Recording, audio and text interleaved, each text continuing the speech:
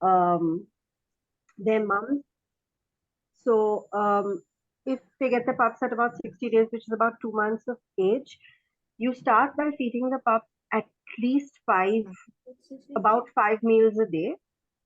Okay. And that would stay till about 3.5, 4 months. Then you can make those 5 meals into 4 meals.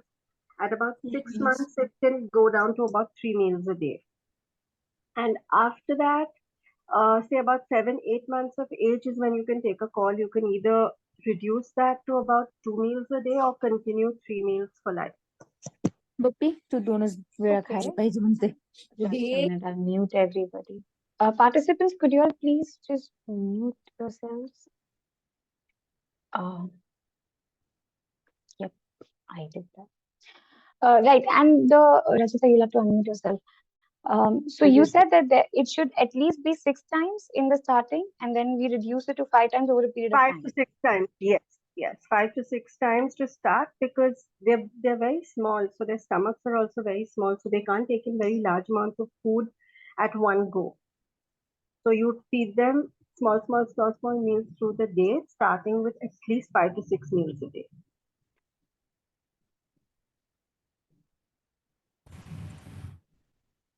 Okay. I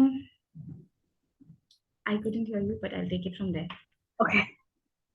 Do you want me to repeat? Can you speak again? I think can others hear her?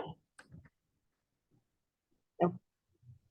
I think there's some error with my end. 1 second.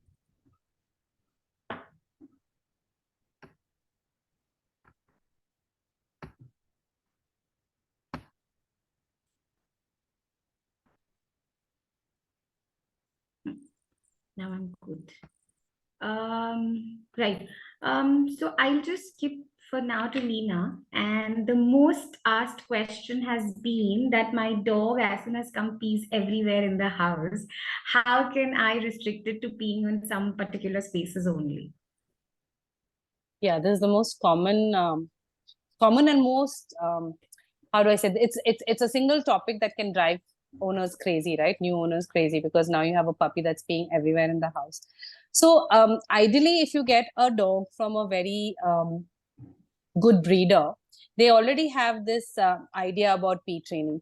So I think the concept that people have to understand is that dogs do not understand different locations. They don't understand the difference between the bathroom, the bedroom, the living room, but they do understand the difference between textures. So if you have different textures on the floor, so let's say when the breeder is just helping the mother have their babies, and at that time, if the mother and pups are kept on one particular surface, let's say that's cloth, and then next to the cloth they have put newspaper, and then every time the puppies are encouraged to go into the newspaper area and pee, which usually the mother itself does, then the puppies are able to differentiate the different in texture between the newspaper and the cloth. So normally what happens is, when you get a puppy from a breeder or from anyone, you basically ask them what is the texture that the puppy is used to. Normally it is newspaper, or and then what happens is, as soon as you get the puppy home, just as it's come after it's traveled, if you then take out the puppy and just put it directly on that surface that it's used to, the first pee itself then happens on the right surface. And then the second mistake that people make is that they think that the puppy will be able to navigate through a larger room, a larger area. So I normally say, for the first 3 to 4 weeks, do a room restriction. See, to you, it might seem, oh, the puppy is just in one room. But to a puppy, even that one room is a very large area. So in that one room, if you then put the bed on one side, give it food and water at one side, and then the rest of the room, you provide that surface, or if the puppy doesn't know any surface, you introduce a new surface. But basically have a differentiation between where it's sleeping and eating, and then a little bit walk, and then there's a surface area that's different. Then the dog gets an idea. In the beginning, you might have to feed and then lift and put it on the new surface. And as soon as it can differentiate the surface, it starts peeing on the new surface. Then when you start introducing the rest of the house to the puppy, and I normally say let it be about 3 weeks of time, you have to provide enough of that surface in that room. So normally the puppy will be taken to the living room, you're playing in one side, and the peeing surface will be on the other side of the room. The puppy is not going to then go walk up to the other side. It's going to make mistakes. So in order to make sure that the puppy doesn't make mistake and gets about 9 out of 10 times peeing on the right surface, you have to kind of provide that surface in excess, I would say. And then, of course, you're going to choose these times. There are 3 times that you know for sure that the puppy is going to pee. One, when it wakes up. One, when it has just eaten its food. And then usually if you have had about 5-10 minutes of play, you'll see that it'll run up to somewhere and wants to pee.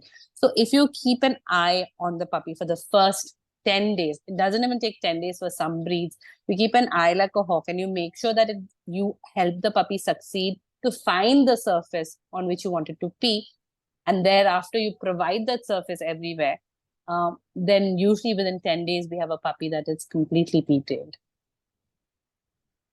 Wow, that does sound a little at ease than to what we've gone through with yelling at them and scolding them, don't be here, don't be there.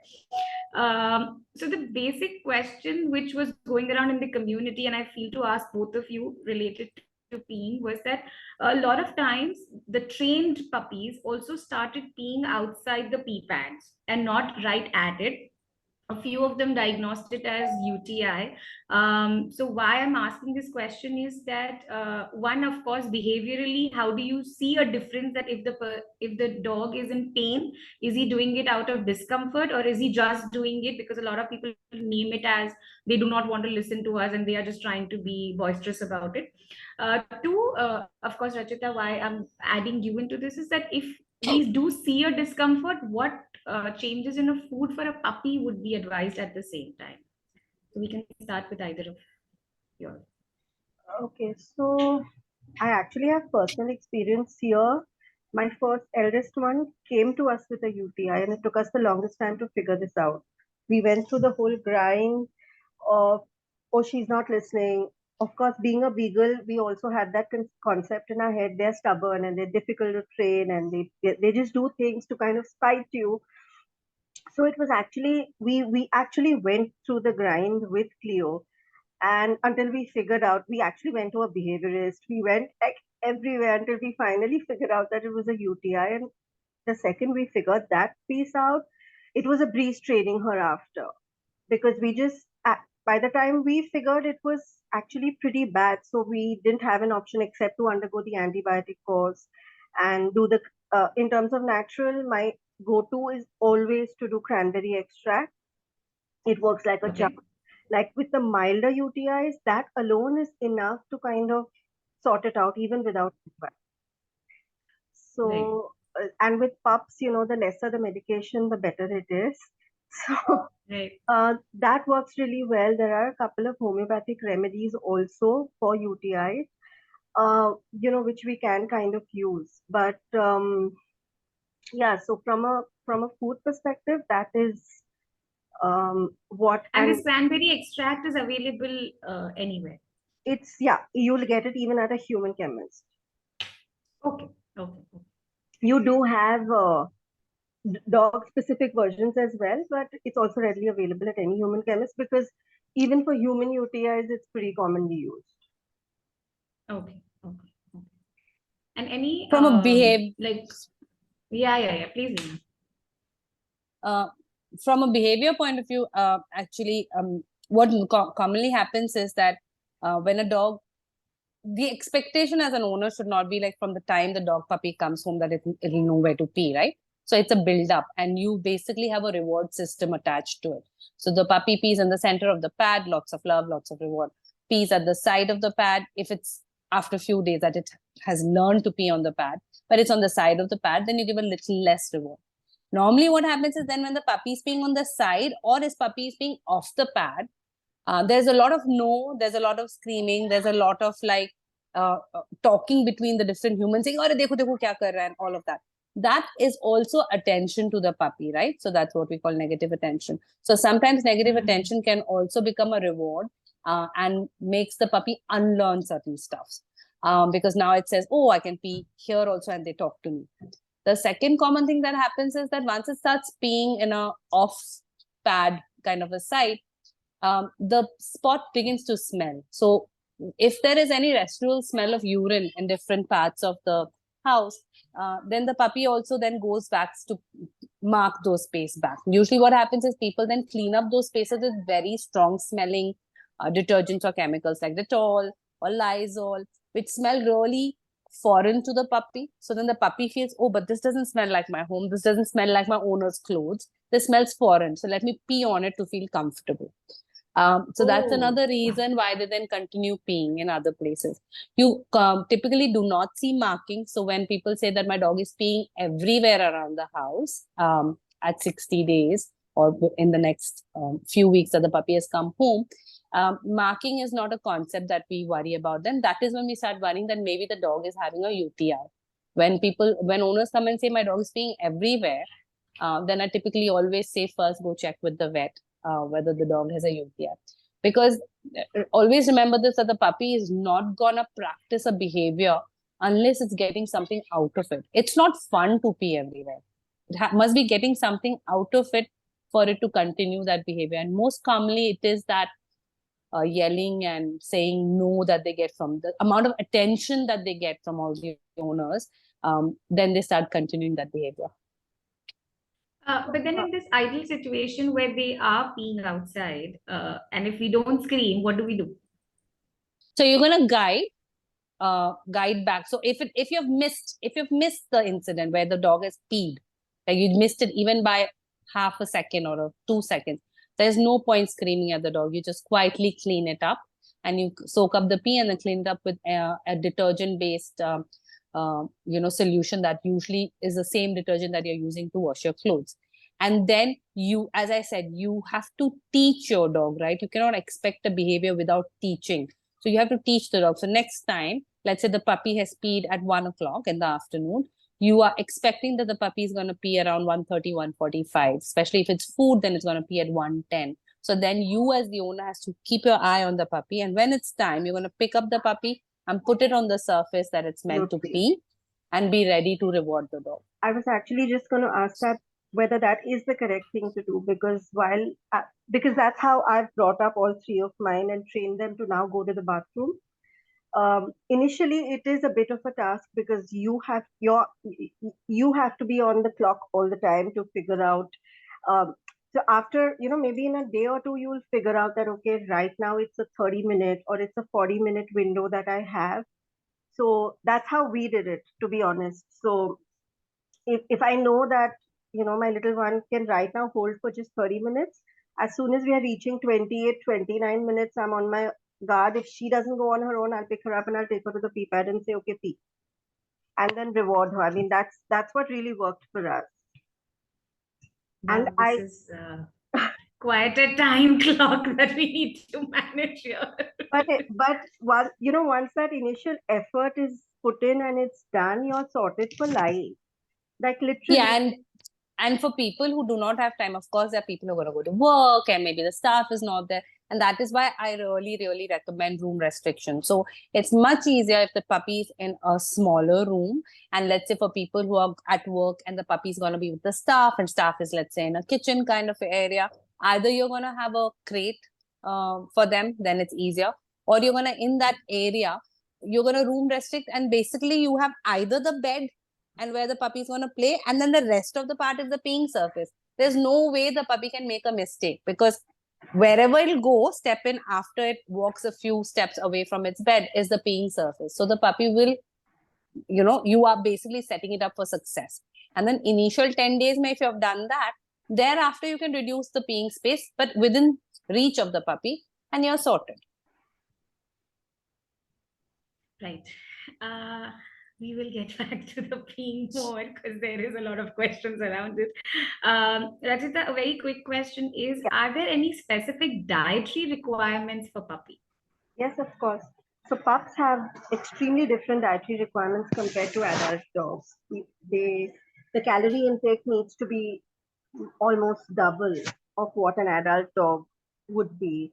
Okay. Their protein requirements are much higher. So I'm kind of focusing on the larger, more important aspects, like even when you're looking at calcium, say, for example, this is specifically for people who have pups on home cooked food. the calcium to phosphorus ratio requirements are extremely different for pups compared to adult dogs. So in the case of home-fed adult dogs, a great calcium supplement would be eggshell powder, say for example.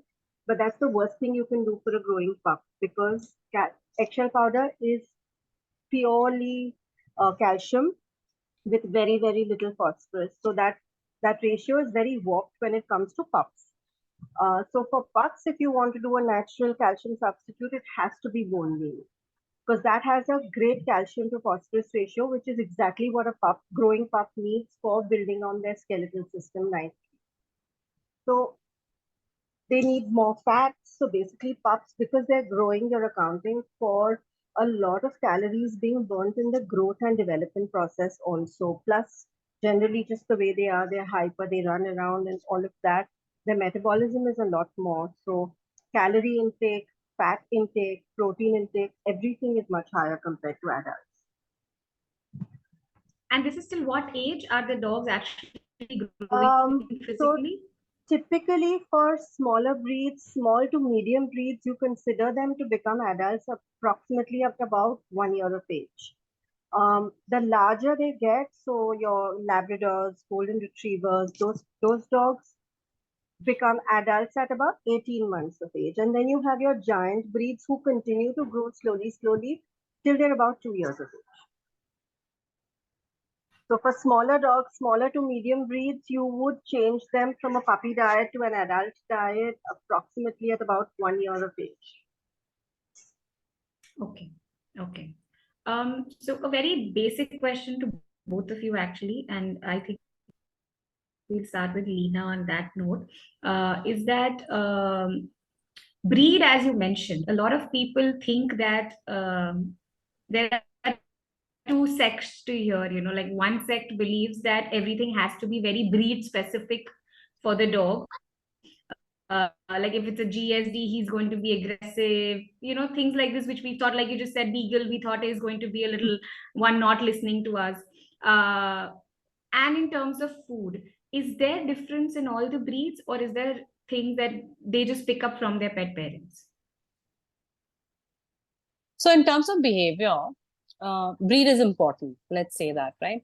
The genetics of a dog as to why it was first invented, right, is very important. Every breed, let's say if we were talking about a beagle, the reason it is stubborn, it's because the purpose for which it was invented required very less human interaction, very less listening of the dog to their humans, right?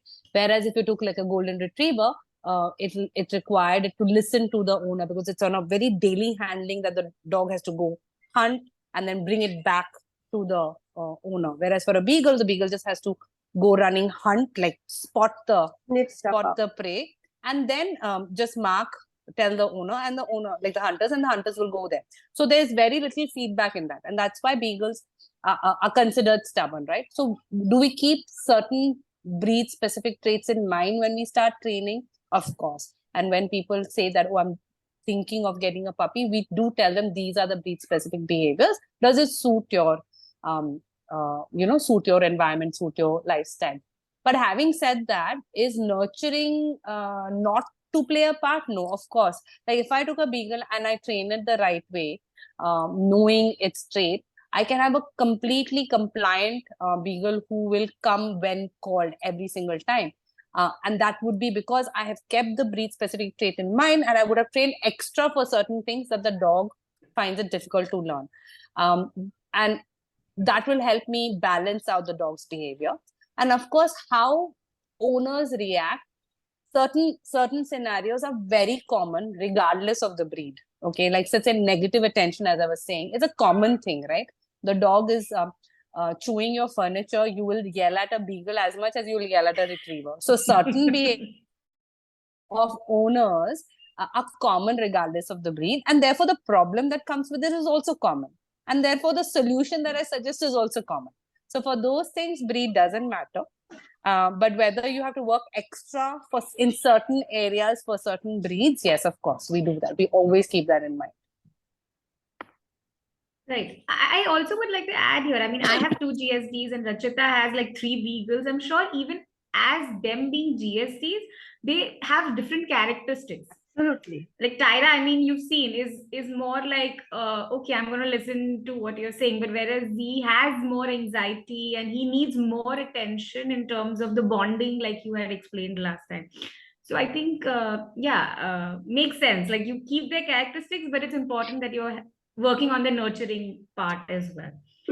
Yeah, and I'll be interested to Rachita. know from Rachita, like, Yeah. what about whether food is different between breeds? Yeah. Absolutely. So when we are formulating diets, breed is something that we definitely consider for multiple reasons. One is because of breeding practices and things like that, there are certain predispositions that a lot of breeds have to certain illnesses. So it's always better to keep that in mind right from the beginning, because nutrition plays a huge role in even if they are genetically predisposed to something, nutrition plays a very key role in figuring out whether that disposition is actually going to express in the dog or not.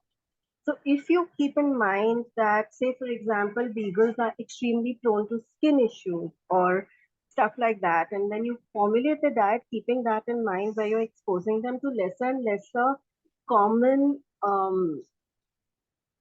allergens, or that there are certain foods which tend to trigger allergies in dogs more than other foods. So if you don't expose your dog to that or your pup to that from the beginning, you are reducing the chance of the dog becoming atopic or allergic in the future.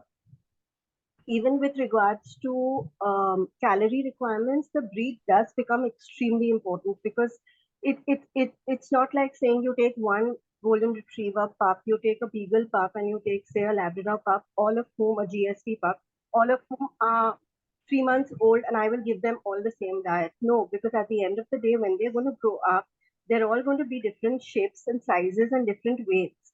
So like for example, a beagle in the first year needs to grow, say, from 3 kilos to 12 kilos, but a golden retriever in the first year needs to grow from 4 kilos to maybe 25 or 30 kilos. So that's why, even with regards to the food, the breed aspect becomes extremely important. Like you mentioned the word allergens, and there is a question related to it. Somebody who's just bringing in a puppy is not aware of what it could be allergic to. Right. How can they look out for those kind of stuff? So to be honest, actually, this is this is like this major debate in the pet parent world today, because there is one thing which we call allergies, and there is something else which is a little lesser known, which is called as intolerances, especially when you're dealing with food. So you have food allergies and Okay. you have food intolerances. The basic difference between the two is that allergies tend to be more systemic, they tend to be more instant. Um, it will show some kind of a reaction in the body from maybe a few minutes or within a few hours of consuming that particular food, and it will be a more Okay. violent reaction. You will have hives, you will have excessive itching, it could be anything. It of course varies from dog to dog, but it's something similar. So allergies are something similar to like peanut allergies that humans have, where you see a very, Okay. very violent reaction almost instantly Yeah. after consuming it. Right. Now, in all honesty, allergies in dogs are extremely rare. You do not see allergies that much. What most people call food allergies are actually intolerances.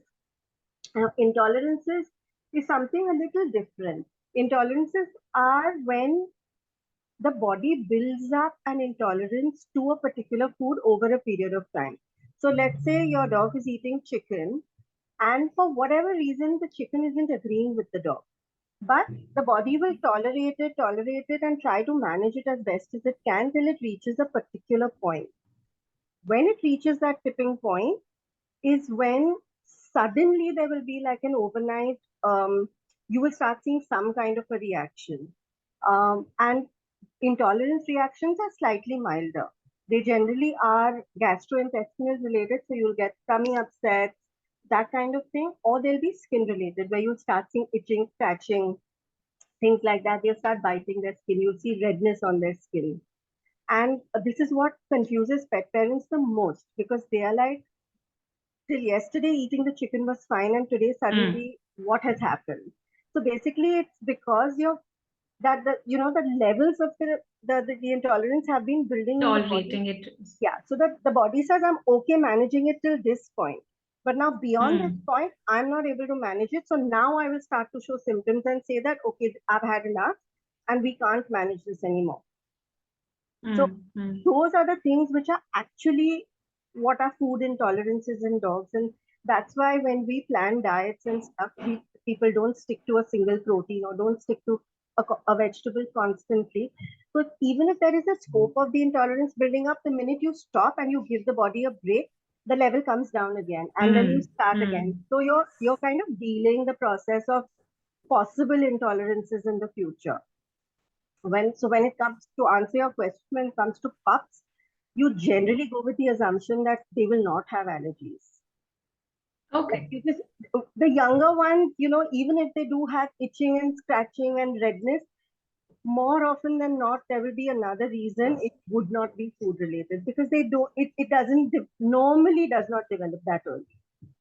But the mantra you're saying to follow is that keep changing the ingredients or like changing the veggies so that they get Correct. space to rebuild in their body. Absolutely. In fact, so the way I try to keep telling people to follow the diets is don't even have to do where you change it every day, because there's a school of thought that says every day is a new vegetable and every day is a new protein. I don't think that's a good idea also. I think the perfect thing to do is to take one protein with maybe two veggies or three veggies, stick to that for about 2 weeks, after which you change for another 2 weeks to another, like another recipe set. And you have maybe 3 or 4 of these which you keep circulating between. So by the time you come back to number one, the body's had a 12-week break from that protein and those veggies. So the scope of intolerance is very low because in 12 weeks' time, whatever you've consumed is completely out of the body. So then you're resetting the body and starting from scratch. Got it. Got it. Yeah, that's actually a good mantra, like 2 weeks you make the changes and get back to it once the system is out. So coming back to Lena, and a very cute question I would say is that very cute when they are in the puppy state and they tend to hold our wrist. You can hear me? You're breaking up, but I can hear you. Okay. So the cute stage where the puppy is small and he's like biting and he's holding your hand to take you around or you. A lot of people say that it should be stopped in the start itself. Yes. I like to use the word guide. Guiding your puppy is the right way to look at it, because when you say stopping your puppy, people think it's like instantly either punish or instantly move your hand or instantly whack the puppy or instantly give something. Okay. And then what happens is that the puppy doesn't really understand. You are not joining the dots for the puppy as to what's happening. So I like to use the word guide. So guiding would mean the puppy is chewing on your hand, and then you ask the question to yourself, why is the puppy chewing my hand? Is it because teething is going on? And people tend to think teething is only in the 4th month, right? 3rd or 4th month when the teeth are changing. But remember, when the puppies come to you at 60 days, the milk tooth are also settling. So when the milk tooth are settling also, there's a bit of teething happening that time. So is the puppy biting me because it's teething? Is the puppy biting me because it is bored and wants to play? Is the puppy biting me because it's wanting attention? So there are different questions and therefore different answers and different solution to approach. If it's teething, then you have to give a teething appropriate thing so that can massage it gum. So any colder stuff, you can give like a I don't know, you'll have to check with the nutrition also, but let's say a frozen carrot, something that it can chew on but not necessarily eat, right? Or you give teethers, like I even recommend like baby teethers, put it in the freezer and they can sit and chew that. If it's biting you because it's want to play, then of course introduce appropriate play. If it's biting you because it wants attention, now this is something it has learned, right? At some point in those 2-3 days or 5 days that it's been with you, it has learned that when it chews you, you either say, oh, so cute, you're chewing me, or you're saying, take this dog away, it's chewing me, right? Either way, you're giving some attention. then you have to guide it appropriately by saying, stopping the attention for that behavior, and then giving something alternate for the puppy to do. So I will then, maybe let's say I hold a toy or I hold the teether in my hand, kind of encourage the puppy to chew on it. And as soon as it put its teeth on that, I'm going to now say, oh, what a cute puppy. So people have to really understand why the dog is doing and then change it accordingly. But yes, I do believe that from the very beginning, from day 1, day 2 itself, you have to guide your dog, because as the dog practices something longer, it has become stronger in the dog, and then it becomes more work for you to make the dog unlearn that habit, even if it's a puppy, right? So it's better to do it in the very beginning. Right. Someone's just added to that in the chat box is that the puppy is still biting and he is 14 months old. Is it still possible to stop the habit? Yeah, of course. Like again, it's the same thing. But at 14 months old, of course, it's not teething. And it is also most probably not out of boredom, but what is happening is most probably out of either it wants attention or it wants something and you say no, like, and then it gets frustrated and then it bites you, and then you usually give in. So if the dog has learned that if I do a certain amount of biting, then I will get what I want. Mostly it's like a learned behavior. So of course you find out why the dog is doing it, and then don't focus on the no. People tend to focus on, I want this to stop. I always say don't focus on that. Focus on what do you want the new behavior to look like. Like, okay, I understand you don't want your dog to bite you, but what is it that you want instead? And then we first teach that instead, right? We first teach that. I cannot expect a behavior out of a dog if I have not taught it that, right? So I have to teach that behavior to the dog first. Then I say biting is not okay. Why don't you pull out a behavior from your bag that is appropriate? And the dog will think it's, oh, I have these 5 behaviors that have been taught. Let me try one. Okay. So again, guide your dog, teach your dog. And then, yes, of course, we have taught much older dogs, even older than 14 months, to stop biting, or as I like to say, stop talking with their mouth, I like how you, illustrate the dog's mind of, I don't have any other behavior to do, so I don't know anything else. And I mean, that puts us into perspective of, yeah, we didn't teach it to be able to take the next step. But coming to the chewing point, and because I think puppies are a little more, not aggressive is not the right word, but yeah, they do need the chewing part for their gums and the teeth to grow. So Rachita, what would be the ideal things to be given to them to chew? And how frequently should this be as an exercise given to them? Honestly, when it comes to chews, for pups, it has to be a daily activity. Um, the more natural the chews, the better. You can start with, the smaller, like, of course, depending on age, like once they're 3 months old and all, you can actually try starting with chicken necks and chicken feet. Of course, it has to be monitored all the time. Maybe initially you might even have to hold the feet to make sure that they don't swallow up bigger pieces, pick up the pieces that they kind of discard, so they won't swallow anything that is kind of dangerous for them, or can possibly get stuck. Um, Yak chews are another great option. You can start off with either just the yak chews or you puff them up in a micro. So they get a little puffy and are slightly easier for the little ones because their teeth aren't as strong. They get stronger as you go along. So the rawhide sticks are the worst thing that you can do for dogs. They're extremely unhealthy. They are I wouldn't go anywhere near them. So those are the things to completely stay away. Look at the natural options, like Lena said, also frozen carrots and things like that are a great place to start right in the beginning. Right. Also, in terms of meat, do you suggest, apart from giving them chews, like even in the regular food, should there be more stuff on which they could chew on, or is that it doesn't make any difference? Uh, so the food part, I'd really leave it.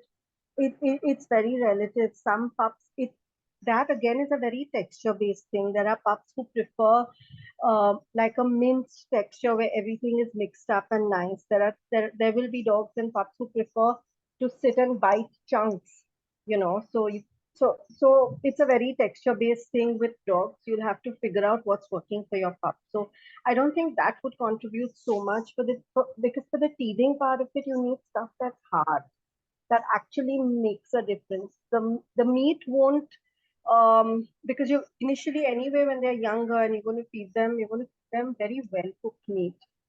So it's not going to do too much to kind of ease that extreme urge for chewing when it comes to the teething phase. Okay.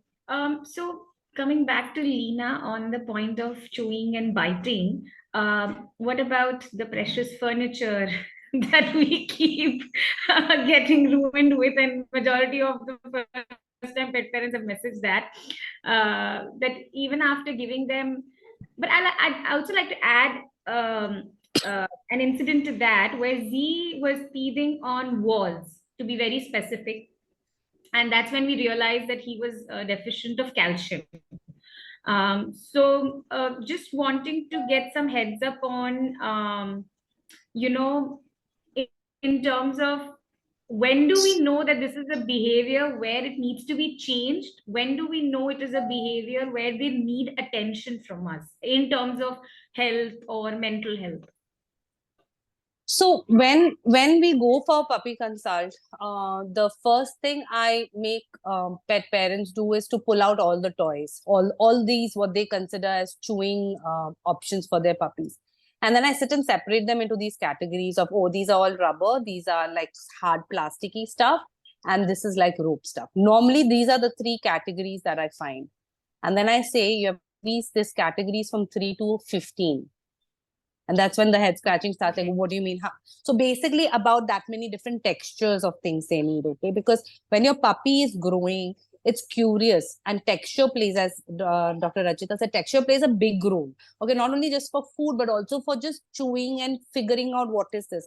So the most common thing that pet parents tell is that it sits by the table and sitting and, chewing the table.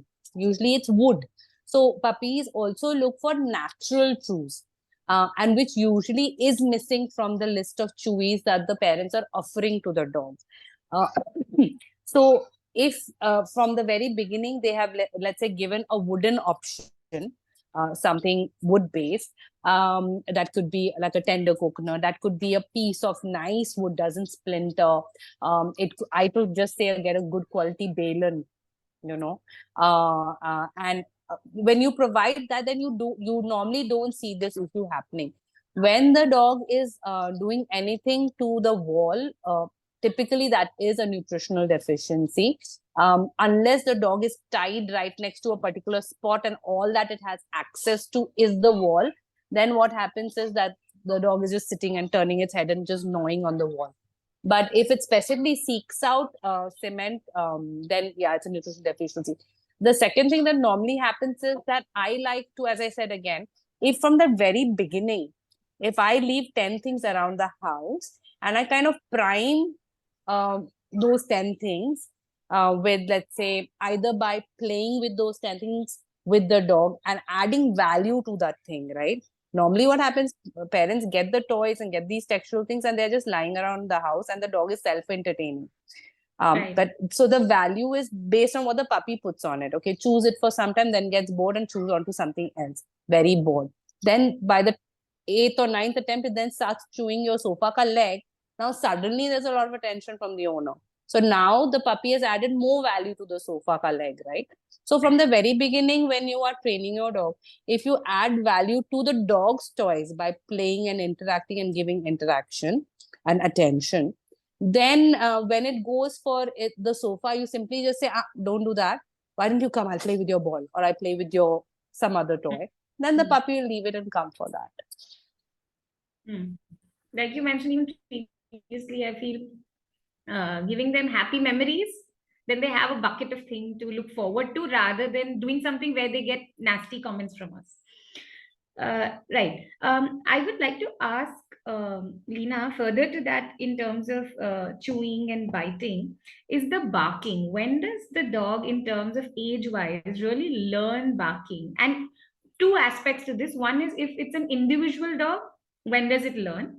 Two is when there is already a dog in the house, how do we go about that? So normally, there is a little bit breed specific. If the environment is completely correct, let's say a puppy is in a trainer's house, let's say. So there's a bit of breed background, which will determine maybe when does the puppy start barking. Or it's not even when, it's more like how much does the puppy use barking as a way of communication, barking and howling. But normally, I find that puppies learn it much quicker from another individual, and that another dog doesn't have to be in the house, right? It can be on the street. It can be just by looking at that, oh, the other puppy barked and it got something, or the other stray dog on the street barked and it got something. So, of course, puppies learn much faster if there's another dog in the house. The time at which it's learning, a lot of it depends on what's happening in response to that barking. So it might do a little bit of yelping or a little bit of whining. And then if you have the wrong response, such that the puppy gets frustrated, and you are not clearly helping the puppy get over that frustration quickly, then of course the puppy is going to escalate the barking. Can I like say, okay, at 10 weeks a GSD will bark and at 12 weeks this another breed will bark? No, I cannot say that. But again, it brings me back to like certain breeds need certain kind of help during their growing phase, right? And if you are not able to do that, let's say for a beagle, I'll do a lot of scenting kind of games. For a German Shepherd, I'll do a lot of like fetch kind of games where it can focus on a ball and play.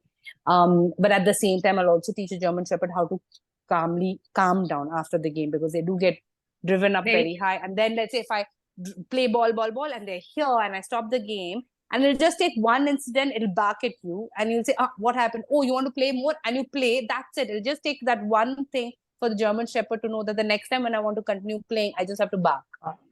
Okay. So it's a mix of things, I would say. Certain dogs get frustrated a little quicker based on their breed.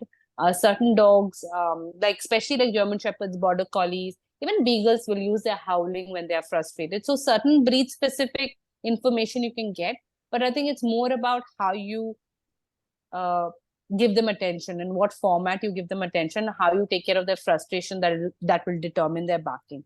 And of course, if you have another adult dog in the house who is not the appropriate role model, let's say who barks all the day, right, at the bell, at people coming in, or to bully the puppy, then the puppy will quickly may not practice that behavior with the dog that it's living with, but will practice that behavior with another dog outside. Okay. Okay. Right. Coming to the controversial topic, Rachita, not controversial, but yes, controversial. Two aspects to it is, one, can puppies be given veg food? That is the first one. The second one is that as pup, and as we know that if a child is growing, needs milk. But if the puppy is being taken away from the mother, uh, of course, if completed 45 days with the mother, then what should be done? And if got without it, because a lot of adoption cases, like my dog itself just came in at, I think, 35 days when she was adopted. So, Right. what should be done? Two major questions being asked. Okay. First question, if I have to answer it, no, pups cannot, or rather, it's not about cannot, but should not be fed veg food, because they cannot get the amount of protein and generally the entire profile of nutrients that they require. It's extremely difficult to kind of get from veg food. I do very often get a lot of people coming to me saying, please formulate a veg diet for us. And then, especially if they're larger dogs, and I'm like, listen, they're in the growing phase.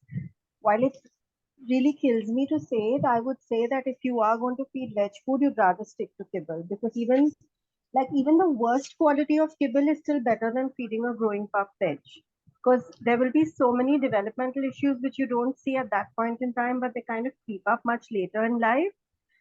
Especially joint issues, like those can be really bad, and those you're not going to know about until much later on in life. So I think that kind of sums up the first question.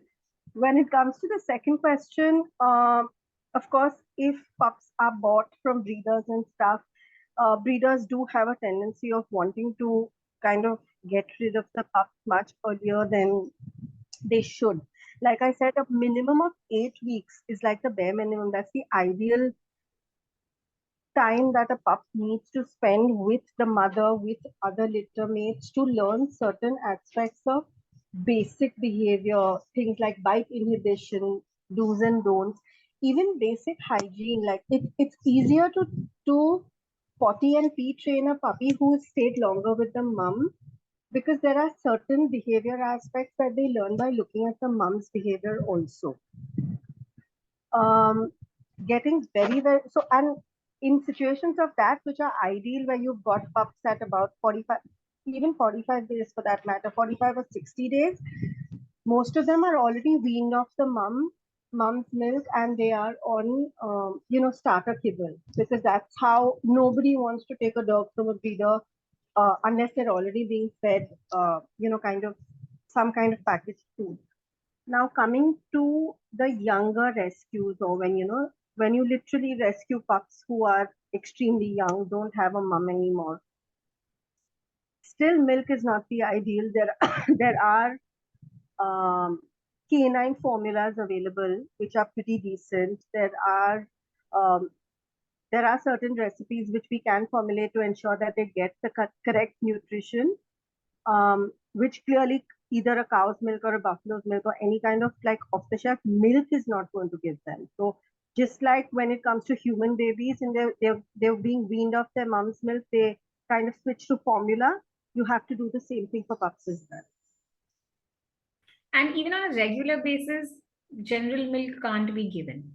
Now, most dogs are lactose intolerant. Most dogs don't do great well on milk, and to be honest, milk does nothing for them. It doesn't give them any kind of nutrition. Most dogs will love milk, is what people keep saying. My dog loves milk, that's why I give him milk or give her milk.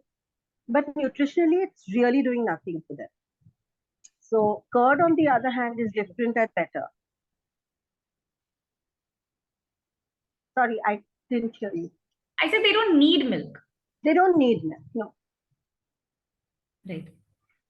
You were saying the curd, on the other hand? It's definitely better. They digest it. Most dogs digest it better. It's a decent probiotic to give them. So, yes, curd can be given, but milk, not really. So in terms of dairy products, curd, then there is cheese, paneer. Paneer, low-fat paneer, small amounts of cheese, all of these things are fine. Cheese makes a great treat, but you have to just make sure that you don't overdo it also because of the fat content and the salt if you're using ready-made cheese. Okay, so you need a sodium-free one. Okay. And I think somebody has asked a question roti as well. Roti also, honestly, is a lot of dogs tend to be intolerant to wheat in the long run. It creates a lot of skin allergies for a lot of dogs. And there's nothing breed specific about it. I mean, I have come across all kinds, from beagles to labs to indies, all of whom really do badly on roti. Nutritionally, it's really not doing much for them. If you have to give any kind of carb substitute, you could do things like oats, which are at least healthier from that perspective. Dogs do better on them. Just wheat rotis are really, they don't do much for dogs at all. Got it. The next question, Leena, we have two. Of course, I'm again combining. One is, when should the dog's training start? Like the leash training or say stay and these simple things that we kind of want to train them with. What age does it generally start at? Training starts the day the pup comes home, because I think people tend to look at training as like a set of, like, like a book syllabus, like this you have to put. It's not that. It training is nothing but the way of the owner's life, right? What are the rules and regulation and the lifestyle of the owner?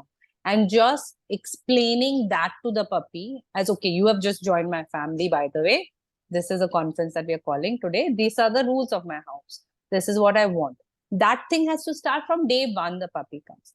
Specific commands that we use for the dogs, which makes the life of a puppy safer, and the life for us a little bit more streamlined. Those kind of things. Like, I want to leash walk my dog, but I want to walk comfortably, right? So that the dog doesn't pull. Things like that we introduce maybe a little bit later after the dog is bonded with the family, because many of those things use bonding as the reward. So unless I finish bonding with my dog, then it's difficult to then use that as leverage, right? So those, let's say, leash walking, how to not pull on the leash is something we teach later. But introducing the leash, or the meaning that when I put the leash, it means that you are going to have some amount of restraint, that I start anywhere within, like, as soon as a puppy comes, 2 weeks, I give them to just adjust to the family, and then we start off. This is when what I mean by trainer related training. But house related training, which the owner is going to tell the dog, puppy, is going to start the moment the puppy steps into the house. So don't wait. Let's say for pee training, potty training, you don't wait the third or the fourth day or the second week when the trainer comes. I usually often, owners that who call me before they go to pick up their puppy, we have a briefing even before the puppy comes home. So that's something the owners do from the moment the puppy comes home. The concept of reward, like just understanding what reward means. Okay, reward the pup when it looks at you, or when it gives you an inadvertent sit. Reward those things. We do it from the moment the puppy comes home, because it makes it much easier and very natural. Lena, Right. also, shouldn't we even ground rule, like basic ground rules of things, do's and don'ts for the house, should ideally start from the beginning, right? Yes, usually I tell the family to sit and draw up a set of rules, because what happens often when the family sits together and draws up the rule, they figure that they are not on the same page. Absolutely. And that is the problem, why the puppy then starts to misbehave, because it doesn't get clear instruction. Somebody So said I something. Yeah. So I usually tell them, draw up a set of rules that all of you agree on, then speak to your puppy and say, these are the rules of the house. So that makes it also like everybody's on the same page then. Both of you mentioned something which I would again bring back to notice, and I would also like to ask how to go about it in a more specific way to both of you, is giving the pup choices.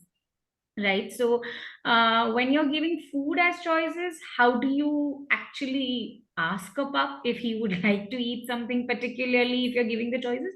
And in terms of enrichment, when you're talking, Lena has been talking about enrichment is important for the pups. How do you do it, which is practical? Like, if I don't want to constantly keep buying things and then being like, oh, my pup is not doing it. So I think if Rachita, you want to start, you can start. Okay, so this is a very tricky question, to be honest, when it comes to the food choices bit, because my experience says that if your dog is hungry, he will eat anything. That you do have your fussy, you have your set of fussy dogs. And I have personally heard where people will be like, give your dog choices. So you put a bowl of chicken and say you put, in terms of, say, for example, I'm saying organ meat. You put pancreas and you put liver and you put spleen, and then your dog will go and eat what the body is telling it to eat. There are dogs, yes, there are dogs who do that and choose. But if you have to ask me, this is my experience. If I do that with my three, they will eat all of it without thinking, without smelling. They will just go and they will eat it all. So I think, Right. but yes, there definitely are dogs who are very sensitive to what their body needs or not needs. Like, for example, my middle one, the only thing I have seen with her over the last 6 years is that if she has even a slight, like her tummy is a little up and down, she will not eat any raw fruits. So if I offer her her most favorite fruit also, but if her tummy is a little upset, she will not touch it. That's the only so. But like Cleo could have the worst tummy upset in the world, but she will eat whatever I give to her. So I think there are dogs who know when to eat, what to eat, and what not to eat, and then there are some who are just gluttons and will eat everything. So, so I think you have that again is a very very personal thing to know that there are dogs who if they're not feeling well will not eat, Yeah. and then there are others who no matter what and how unwell they are will still eat every single meal. They will not miss a single meal. So I think both sides are kind of like a blessing in a manner of speaking. Like, when you have an unwell dog, the only thing that's going to get them better is good food and nutrition. So you're blessed to have those dogs who are not well but still are happy to eat. And then the flip side also is then there are dogs who very loudly tell their parents that, look, I'm not eating, that means there's something wrong with me. So do something about it. Yeah, we have both in our house. Yeah. Our husband plans not to eat anything when he's sick, so we know he's sick. Whereas Z will eat everything. The only way we know he's not, he is sick is when he's not playing around and he's just in one corner. We've got like different ways of knowing them in terms. And yes, Lena, so how do we go So, ahead? yeah, so when we talk about enrichment, and if I don't consider food as my source of enrichment, when we think of toys or we think of environments, you look at it more of from a technical point of view. So let's say when I go to a puppy's house and they say, oh, this is his favorite toy, and let's say we're talking about balls, right? And they say, oh, this particular ball is his favorite ball, and then I'll say, okay, show me all the other balls. They'll have 3-4 different kinds, and the puppy will go for one particular ball, and then it takes a split second to then say, just why don't you observe the ball and tell me what do you think is happening. You'll figure that maybe the size is more appropriate for the puppy's mouth. It's a smaller ball. You will see that the texture of the ball is more appropriate for the puppy, because the puppy is able to maybe, let's say, rip it a little bit and then chew on it a little bit. So in terms of that, dogs do have preferences of certain things, but they're more technical. In terms of when it comes to, let's say, an environment, let's say you want you're toilet training your puppy in the house, and then we a part of it is also, okay, why don't you take it in your hand and take it outside to look at the environment. You will see that certain puppies will relish it and certain puppies will have a complete like fearful response to it. So that could be considered as a choice, but it's more of a technical issue, right? Like it's like, okay, it's too loud or it's too scary for the puppy. So in terms of that, I say be very observant of your puppy when you get the puppy. That they are constantly telling you something, and always ask, but why? Yeah, what they want. But then don't end at what they want and then buy 20 of that what they want. There's all ask why do they want that. So if that is why, because okay, let's say in terms of the ball, it's a more appropriate size. Then if you get ball in different texture but of that size, most probably it will be chosen again. If you're saying that it likes to chew on something, then you introduce more chewy kind of toys. And of course, keep a little background of your anything. You have to keep in mind the genetics. So certain behaviors will be very specific to the breed. And then when you ask the question why, then it's, oh, this is a German Shepherd, that's why. Or this is a Indie, that's why I'm getting this. So then I can enrich keeping that in mind. Sounds like a good plan to work out on. Sorry to interrupt both the girls, but we have Dr. Agnello with us, and he's from currently at Jaipur doing bird surgeries because of Makar Sankranti, and he can spare like about 15 minutes to us. Doc, you'll have to unmute yourself. Yeah. Hello. Hi. Hi. Thank you for being there, and I know you're on a tight schedule and you're doing your surgeries. Yeah. But could you Yes. Am I audible? Yeah, you're audible. Can I Okay, have great. like a couple of questions in terms of, so this seminar is basically only for the first 60 days of a puppy, and we would like to know what is the schedule of vaccines to be followed in these 60 days for a new puppy who's being got into the house. Yeah. So when it comes to your puppy health and care, the one of the most important thing is your vaccination and deworming. Okay. So before you give vaccination, deworming is a must. Okay. So we do our first deworming around 45 days, around 40 to 45 days. So like we give like the first deworming at 40 days, and then we vaccinate the first vaccine on the 45th day. So in the vaccination schedule also we have like a lot of vaccines. There are core vaccines and there are non-core vaccines. Okay, Okay. our protocol is the protocol in India is much different than the protocol in European countries or American because our weather over here makes us like have to do the vaccination very regular. Okay, so Okay. we start with puppy DP, which consists of your distemper and your parvovirus, which is the which has the highest rate of mortality in puppies. Okay. Okay, so we start with your puppy DP.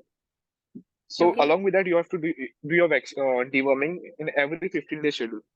So once you do on the 40th day, you have to repeat every 15 days till the puppy becomes third of 3 months old.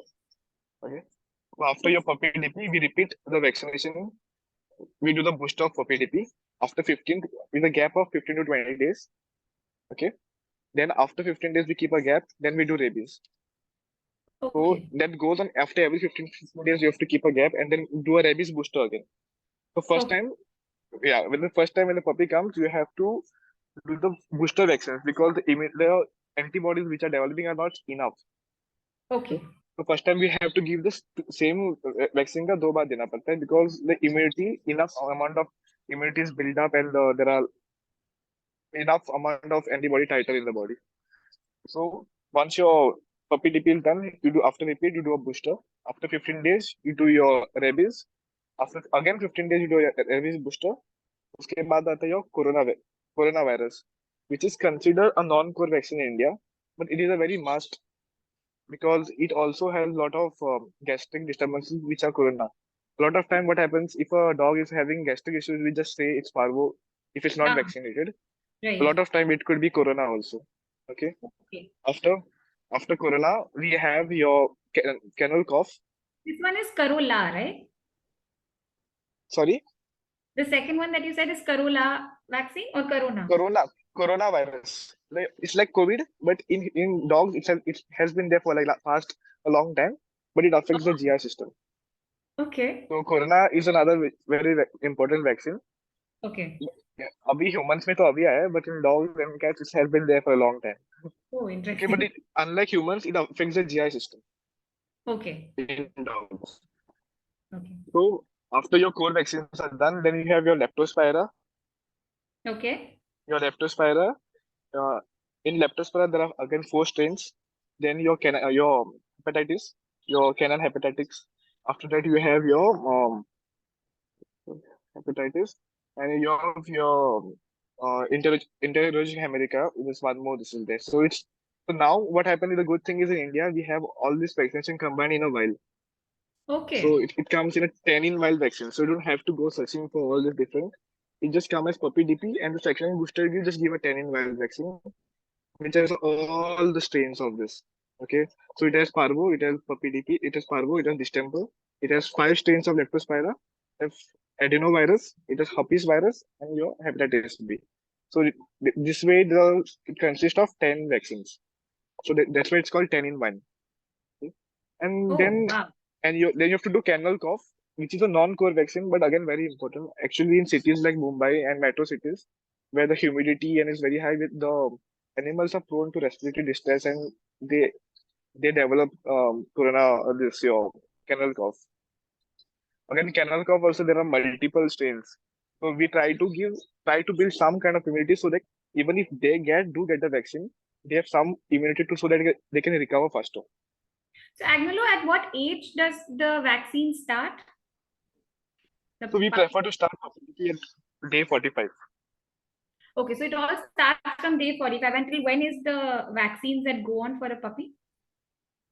So, by the end of third month to fourth month, we should be done with all the vaccines. And only after that can a puppy go out of the house? Like, yeah, so the thing, when it comes to puppy going outside, if you do your puppy DP and puppy DP booster with one shot of rabies at least, you can take the dog out. That means for at least 2.5 months, you shouldn't be taking the dog anywhere outside. And what about bath? Can we give them bath in that 3 months or no? You can give bath, but there is no such thing that you cannot give. But what happens? There is a saying that if you give the vaccine, the chances of a dog can get fever. Okay, it's just a fever is nothing but just your body builds up the immunity. Body is showing signs like reacting to immunity and like body is building immunity. So in that, if you try to give bath, the body can actually develop fever because of that, but not can develop chances are very less. So that's why we try to avoid for the first 3 4 days when the vaccine is done. At least for 3 days we don't give because the Okay. body is actually undergoing a lot of changes where the body is trying to develop immunity and there's an immunological response happening in the body. So a bath can actually trigger fever and some other there can be a body temperature high and all. Otherwise, there's no nothing as such which is harmful or anything. Okay? But Right. it better to avoid it. Better to. Right. Yeah. Thank you so much, Doctor, for joining in, Yeah. and thank you Yeah. for So your doing main surgeries yeah, there in Jaipur right now for yeah, the. yeah, That's so sweet. yeah. There are like we have like already operated around 80 90 birds now, and along with a lot of varieties of birds. Okay, Right. I'll take care. I have to just leave. Yes, yes, yes. I'll Thank see you. you. Thank you. Thank you so much. Continue with a nice session. Thank you. Thank you. Yeah. Bye. Okay, so now that this question had come up for vaccines, Rachita, can we know what food can go wild when they go through the vaccine? Because I feel they do get either fever or they might not be okay when they are taking the vaccine. Uh, so honestly, when they are starting off, most pups at that point in time would already be kibble fed. So there's not too much in terms of change, in terms of, because the fever is just a momentary thing. It might happen for like the next day. It's more your body's response to the vaccine itself, and it kind of settles on its own. So, but as if your dog's on a home cooked diet, if the pup's already on home cooked food, I generally keep telling parents now that during the period of vaccinations, and this does not apply to just pups, it applies that, even for older dogs who are going through their yearly boosters, um, maybe a week before to at least 3 weeks after, avoid feeding chicken. Oh, Keep them, switch them to another protein.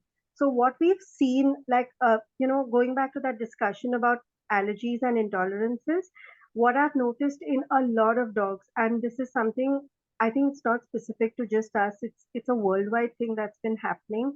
It's just people either have not identified it, or like whatever. But when you kind of dig deeper, what we've started realizing is that most of these vaccines are developed in poultry, and when they're kind of filtering the actual vaccine out, sometimes you have the poultry protein that gets filtered in with the vaccine. And when your dog's injected with that vaccine, because the vaccine, it kind of elicits an extremely strong systemic response. The response to the vaccine is to create antibodies, right? So because the protein, say the poultry protein, is also a part of that, the body is creating antibodies to the poultry protein also. And you will find that suddenly your dog's developed an allergy to chicken. So in situations of this nature, it's actually not an intolerance, it is an allergy. And you will see, by even feeding one single meal of chicken to your dog is enough to trigger a reaction. okay. So this is just something that I keep telling people over and over again. It's a very weird thing to keep in mind, but I've seen it firsthand with my oldest one. She is now allergic to chicken. I cannot feed her even 5 grams of chicken without her getting some kind of really strong reaction. And when I looked back and I traced back to whatever happened, I realized that it was, I think, after her third or fourth vaccine that something like this happened. And I've seen this across numerous dogs. I think So, this happened with Tyra as well for a couple of times when she went through a pyometria operation, is when she just got slightly allergic for some time when we had to put her on this allergic, non-allergic food, specific dietary by the vet, which was recommended. And but after a month, she was okay. So then we again started giving her chicken in small pieces because the vet said that you give her in smaller pieces to see if she's okay, and then you can introduce it there. We do have Dr. Divya with us, who was ideally supposed to join in, but she was also in an emergency. I think today is not that great a day for animals. But thanks, Divya, for joining in. And I think I'll go to the question is that, of course, the most asked question. We finished with vaccines, Dr. Divya. So we'll go to the next one is the ticks and the fleas, which generally as a puppy, if they are not allowed to take bath for the first 2.5 months, how do we take care of the ticks and fleas? So if it's from a good breeder, generally the puppy that you get, they wouldn't come with ticks and fleas. It'll be a very hygienic place. Otherwise, we have certain sprays. We have certain fipronil sprays that you just apply it and the fleas sort of just leave. And if they don't go out again, they don't get the fleas or the ticks again. And spot-ons, we can start after 2 months, pretty much. The safest study is after 2 months. Oh, after 2 months. Yeah. One of the most used drug which I have been hearing is Bravecto. I would like to know about that. Your view. There's been quite a few conceptions about Bravecto, actually. Right. So there's no study saying that it's unsafe before 6 months, but there's also no studies recommending it before 6 months. So a lot of breeders have started giving it before 6 months. At 2 months, I advise not at all, just not to be given. So any type of oral medication that we give for ticks and fleas, especially Bravecto, after 6 months. And there's another tablet, NexGard. There are multiple tablets that work for 1 month. So we always advise we start with that. The dog reacts well, then we move on to Bravecto. Because Bravecto works for 3 to 6 months and we can't get it out of the blood for quite a long time in case there is some type of situation. And there have been a few cases, research cases, where long-term use of Bravecto, say every 3 months, every 2 months for years, can cause a few liver issues. But that is excessive use. So on paper, it works for 3 months, but I've used it personally with my own dog. It's worked very, very around, say, 4 months, 5 months. And it depends on your dog's exposure as well. If it's a small house dog, he's anyway not going to pick them up that easily. So if it's an outside dog, I will advise at least 3 to 6 months it works. If you can, till 5 months, 4 or 5 months, every 4 or 5 months, that's also good. Okay. And talking about spaying or neutering the dog, when should ideally that be done? Is it also something which is breed specific, or is it very normal for all the dogs at what age? It's gender specific, I would say, more than breed specific. So in males, the reason we don't neuter them very early on is because when the testicles develop, they have testosterone that develops, and they need it for muscle mass. So we wait to see the dog is completely grown. Different vets, of course, have different procedures, but we follow this one. We want the dog to be completely grown, testosterone wise. We want the muscle mass to set in. We want it to be hefty. So if it is a dog that's at no risk of getting mated or mating, then we can delay it for 1.5 years. That would be the safest bet for me. There are some vets who do it at 7 months as well. That's okay. Like certain situations, there are stray dogs, you can't catch them again. So things like that. And that's for males. So in females, we also want the estrogen to have an effect on the entire body before we remove it. So we're doing something a little unnatural. So as soon as when they hit puberty, it takes 2-3 months for those hormones to act. So we allow that natural thing to go on. And then females, again, 1.5 years, I would prefer the same there, just to be safe. But you can do it earlier as well. There's no harm, but the hormone won't act completely yet. Right. And is it true that the dogs do tend to, I mean, especially the male ones, they say that get them neutered for them to calm down. And the theory that I read was that do it earlier so that the testosterone doesn't make them more aggressive. So does that work as well, or no? That's dog to dog. Quite honestly, that's dog personality, that's upbringing. There's lots of different factors that tick in. It does, of course, it doesn't reduce their aggressiveness, I would say. It reduces their excitement. So when a dog gets excited, they either get playful or they either get aggressive. So they have certain tendencies which they move towards based on genetics and upbringing. So they do get calmer. They also put on weight quite a bit, females and males both. Okay. Okay. So in some cases, it does work. So To just calm them down, and they stop territory. The territory type of instinct goes down slowly, slowly. So that reduces aggressiveness. okay. Okay. So, I Hmm. mean, I see Lena saying absolutely agreeing to that statement, confirming it. So, Lena, would you like to add on in terms of behavior? And then, of course, Rachita, you as well in terms of spaying. What is the nutrition that we follow during, after? I mean, like she mentioned, you do put on weight after that. So, yeah, Lena first, we'll go clockwise here. Yeah, just adding on to that, like we do it depends on dog to dog. It depends on also what the dog has gone through, because sometimes, let's say for the female dogs, those who are fearful in nature, if you spay them too early, then sometimes we see that fear really become more, and then we have a bigger task at hand to deal with.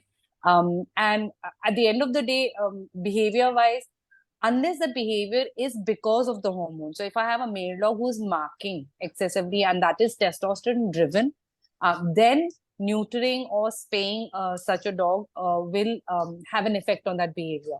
Most of the time, the behavior is not hormone driven. It is because of some other reason. And while people think that neutering or spaying will be a magical solution to the problem, usually what happens, it makes the behavior worse. So normally I tell, let's work on the behavior first, fix it, and then if it's a requirement that you neuter or spay your dog, then do the surgery. I should have heard that before. Yeah, I got Z muted because people told me it's magically going to help it calm down. And that was the first time we had a male dog who was jumping around the house. We're like, okay, staying is the solution, but clearly that wasn't. It did calm him down. I can agree to that.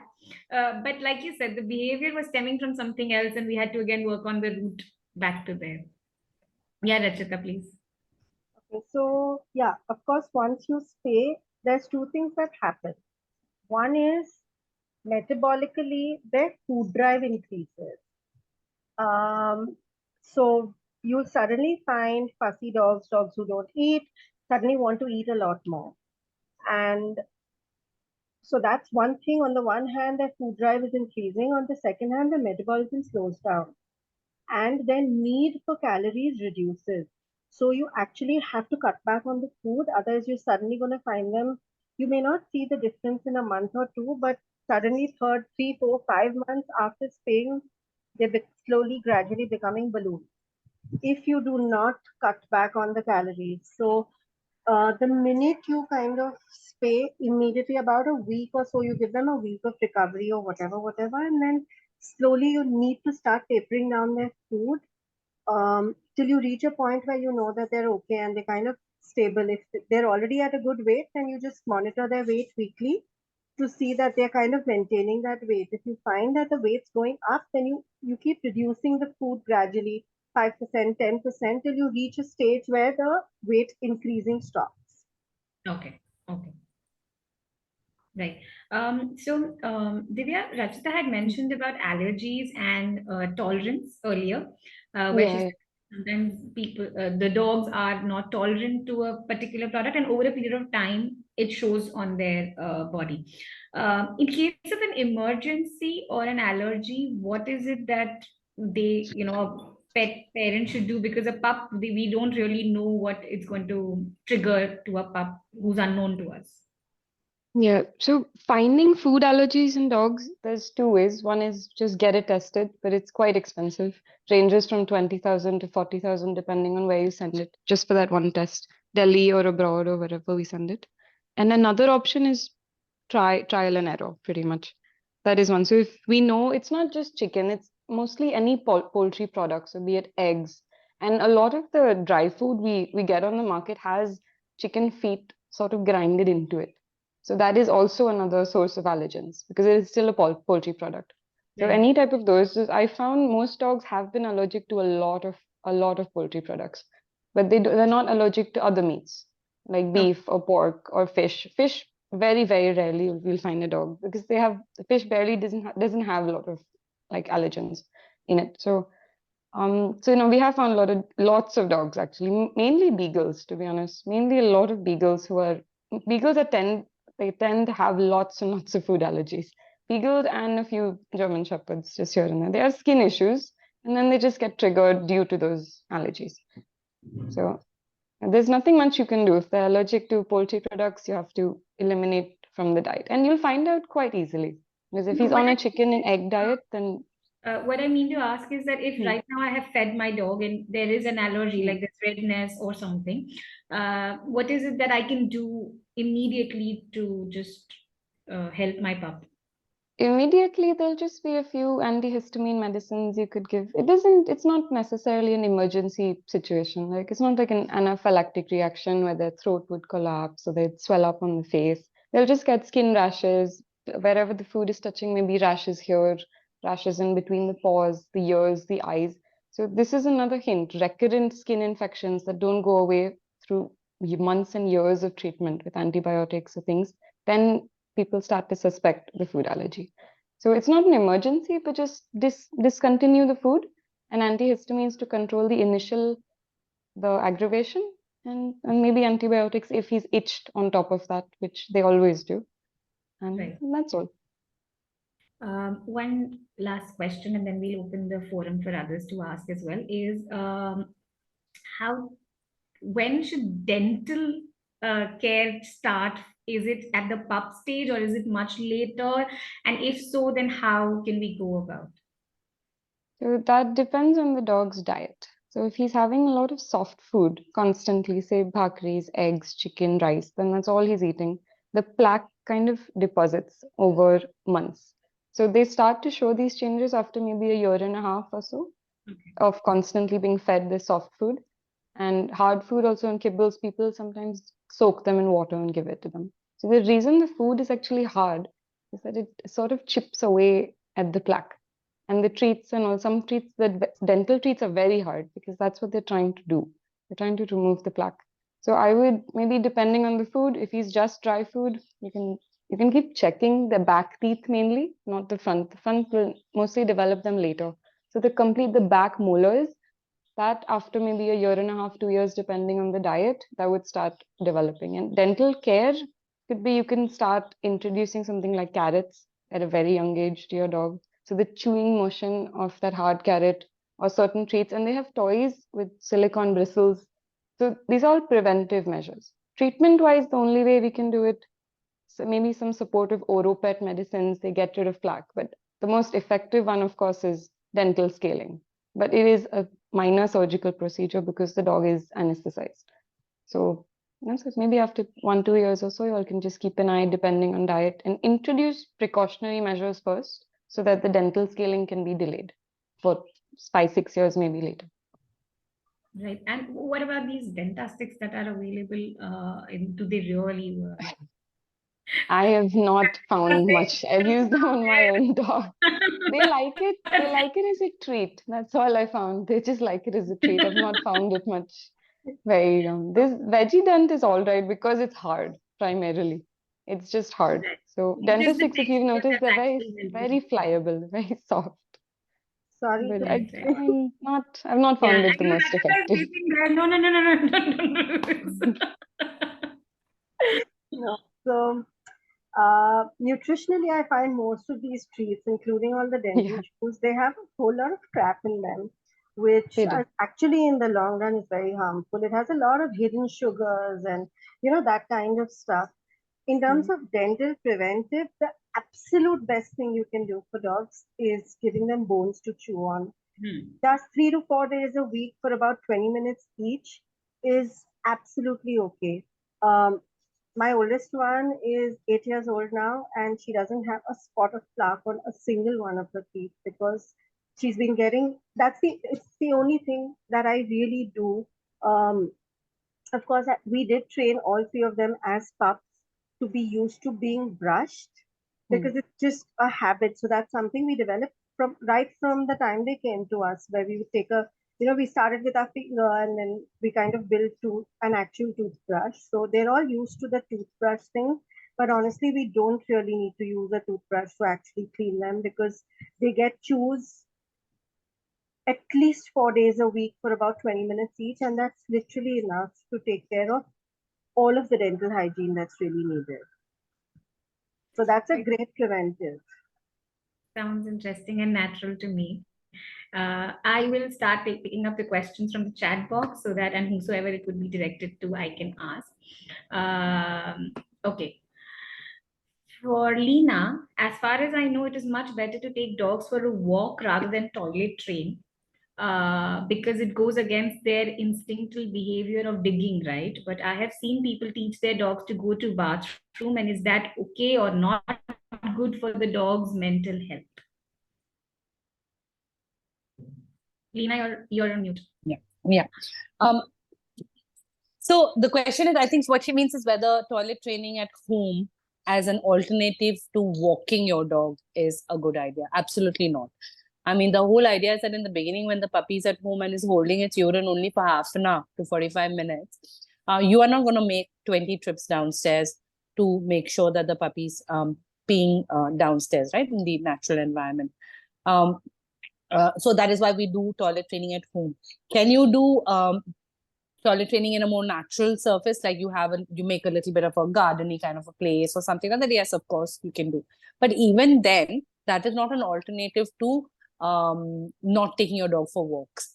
And the person is right, because there are many owners that I know, especially if they have a smaller dog, they choose not to take that dog outdoors for a walk. They may not need a longer walk like a bigger dog for 20-25 minutes, but they can still benefit a lot from going outdoors in the environment. Not all dogs love digging per se. So that may not be the exact reason why I would say go out, but it's an enriching environment. It also opens up the option of you taking the dog outdoors, right?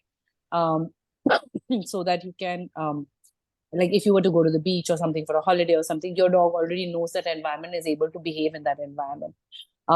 So while we will toilet train a puppy on a surface, as I said, you will then very quickly, once the vaccination or when the vet tells you it's okay to take the dog out and put it down on the floor, I would take the dog out, take that surface with me, and toilet train the dog outdoors. This doesn't mean that I'm saying don't take your dog out till the vaccines are not over. I'm just saying don't take the dog out and put it on the ground where it can lick or smell other dogs' urine and poop. You are going to take your dog out. Maybe you can take it out in your godi, or you can take it in the car. That's separate. But we do transfer the toilet training outdoors later on. But sorry, can I intervene here? This is just a little something from personal experience. If you flip this around, I know so many people who haven't managed to toilet train their dogs to go at home and struggle. Like we live in Bombay, where the Bombay rains are horrible at times. There are days together when you cannot step out sometimes. And uh, I'm saying my previous one would refuse to pee or poop in the rains, and he refused to go at home. So there have been moments where he's gone an entire day without relieving himself, and it was just sad because we struggled. We would try everything. I know friends who need to drive their dogs to God knows where to find a dry spot where they can relieve themselves in the rain. So I think it's actually very important for them Yeah. to learn to relieve themselves at home as well, and for them to know it's okay to do that. So the easier thing that I always say is that when you start toilet training at home in the beginning, put it on command and then use that command outdoors. So it's then what happens is that later on, when an emergency happens, which is also in case of, let's say your dog had surgery or something and cannot Absolutely. walk around, then telling me at the age of 10 to now teach toilet training at home becomes very difficult. So if you have it also on command, then that becomes easy. And of course, we can always restart, but then it takes a lot of time. I agree to that, because even during COVID, we saw that a lot of pups Exactly. up and being like, they're not peeing or pooping and we're not allowed to go down. And how do we work around it? While we were, of course, our dogs knew how to pee at the house. So we just felt that, okay, maybe it wasn't that necessary at that time, but right now it does play an important role when they aren't allowed. So the second question that's there is feeding of abandoned pups that are less than 20 or 30 days. Any home food or recipe suggestions for pups and young adult dogs? So, like we already mentioned, the pups who are really little, the best option is to go for like a formula. I think Royal Canin makes a pretty decent milk replacement. I know there's a couple of Indian companies also doing it now. All of it's readily available at any pet store or on Amazon, and so that's the safest bet because at least you know they're getting the nutrition that they need. Trying to come up and concoct something at home is never going to give them enough and balanced nutrition. Okay. Divya, the next question is that why do our pups need vaccines when there are a lot of pups on the road who are growing and they don't are really picked up and taken for vaccinations? So, Divya, if you could answer that. The difference is, we only see the pups in the litter who have survived. We see the Absolutely. strongest ones who have survived. We're not seeing that entire batch of 7, say, dogs who have conked out. We are seeing that one guy who has survived with good immunity, or the one who's gotten sick and made it through it. Those are the ones that we are actually seeing. So, so they do require vaccines, of course. But so no, that's it. So we're just seeing who's survived, and that's why. Oh, I didn't know that not all of them. I thought that naturally they are like exposed to much more stuff than our dogs is why their immunity is better. And so there is survival of the fittest going on in the wild, so in the streets. So say a dog gives birth to like 7, 8 puppies. So most of them will always conk out. If you worked in rescue operations, you worked with in like picking up whole hordes of puppies and bringing them to NGOs, you'll see that most of them will just conk out once they have the disease without our help, I mean. So the one who survives, then he has a good immunity and he transfers it on. So that's generally how natural selection works. So that's what's happening in the wild. We, of course, have intervened with our medication, and which is why we don't see it like that. Right, got it. Last question that I'll pick up is Lena. Should we crate train the puppy, and if so, then at what age? I'm a big supporter of crate training. I think what we need to do is to change the word crate, and maybe some of the companies should jump on making better looking crates, which look more like private bedrooms for the puppies. I introduced crate as saying that it's a safe place for the puppy. It's a place where the puppy can rest. It's literally like having a small bedroom for the dog. And I really think it helps you sort a lot of issues if you choose to crate train your dog. People look at crates as jails, or people use crates as places for punishing their puppies, and that is not how it should be used. It should be a place where the puppy feels comfortable enough to retreat to when it is either going through stress, when it's either wanting to just take a nap, when I wanted to understand that now everybody is doing their own stuff, everybody has to work, we do not have time to play with you, why don't you go sit in your room and play with your own bone, or chew on something, or simply just sit and observe the world. So I really think everybody should crate train, and you do take care of a lot of behavior issues that come up later on, let's say, especially concepts of personal space. People think dogs don't need personal space, or people do not respect personal space of a dog. But if I then go and tell a family that when the dog is resting in the crate, you cannot go disturb the dog, and I tell the dog that whenever you feel overwhelmed, go to your crate and rest, then behavior problems that I face later, which includes a lot of aggression, reactivity and aggression to certain triggers, we can completely bypass that. So I think crate training is a must. Or if you do not fancy the idea of having a crate per se, then fixing a spot which then mimics a crate also works. But of course, if it's a puppy, how do you then restrain the puppy? Then you'll have to use a leash, which also comes with its own issues. So crate just makes it easier to then say the puppy, okay, be there.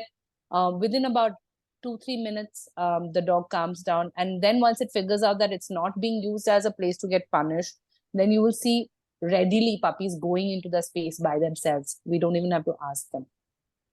I think you already answered the question, which was the next one, which is asked that if guests are over, tag the puppy in the balcony or put it into the crate. But I think what you mentioned is if you create it like their space, and if you're keep giving it more like this is your space and putting out things like their toys or treats around it, where they feel it's their space and not a punishment, I think then you're just making it a safe haven for them.